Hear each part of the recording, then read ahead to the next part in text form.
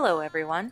Welcome to A Garden a Day with Maidenbrock Gardens, where we explore the world one garden at a time. Today is November 13th.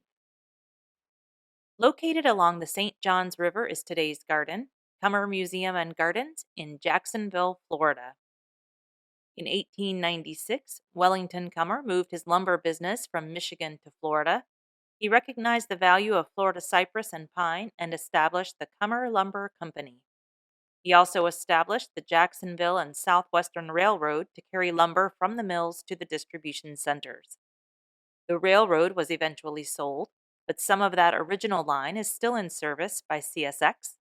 Other parts of that line were transformed into trails in the 1990s. Wellington Cummer and his wife Ada had two sons, Arthur and Waldo. They each built a house along the St. Johns River on either side of their parents' house. Arthur married Nina Holden, and Walden married Clara Cook. The sons, along with their brother-in-law John Rowe and their father, ran the Cummer Lumber Company.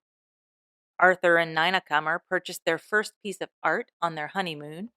This would be the start of a collection that would go on to include pieces by Winslow Homer, Peter Paul Rubens, and many others, and would become the core of the collection that became the Cummer Museum of Art.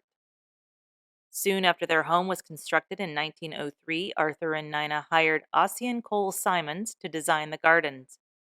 In 1910, they hired Thomas Meehan and Sons to redesign the garden. Today, that garden, the English Garden, is still part of the grounds. In 1931, they hired Ellen Biddle Shipman to design the Italian Garden, also still part of the gardens today. Around that same time, Ada Cummer passed away, and the two sons inherited their parents' estate. They tore down the house and divided the property between the two of them. Waldo and Clara Cummer hired William Lyman Phillips, a partner in the Olmsted Brothers firm, to design a garden to incorporate this new area into their existing garden. This garden continued on until the early 1960s when both Waldo and Clara Cummer's home and Arthur and Nina's home were demolished to build the very 1960s-looking art museum. The museum undertook a restoration of this garden in the 1990s, which was completed in 2013.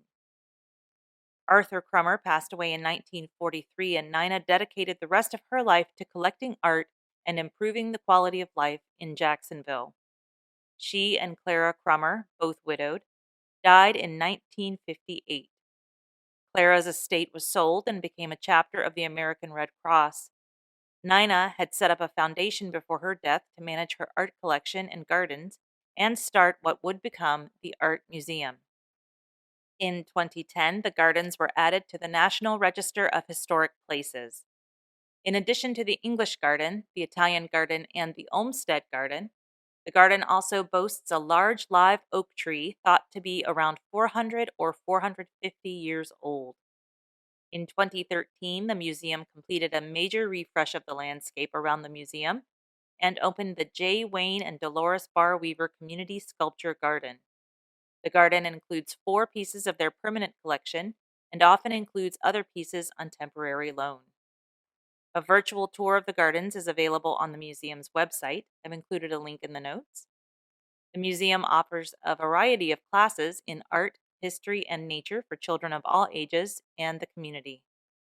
The museum is closed on Mondays, but is open the rest of the week. They open at 11, Tuesday through Friday, 10 on Saturday, and noon on Sunday. They close at 4 most days, but stay open late until 8 on Tuesdays. They offer a cafe and gift shop on site.